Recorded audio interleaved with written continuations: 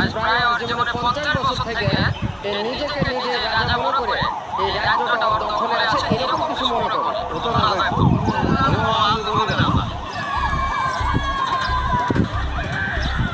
এইরকম একটি ঘটনার সাক্ষী হয়ে কি বলবো যেন নিজেই খেয়ে হারিয়ে ফেলেছি। দারুণ লাগছে। এই এলাকার একজন রাজা, তিনি ঘোড়া নিয়ে ছুটছেন পাশে, এই যে ছোট্ট ছোট্ট শিশুরা দৌড়াচ্ছে সেই রাজার পিছু পিছু, যেখানেই যাচ্ছে মানুষের যেন ঢল নামছে।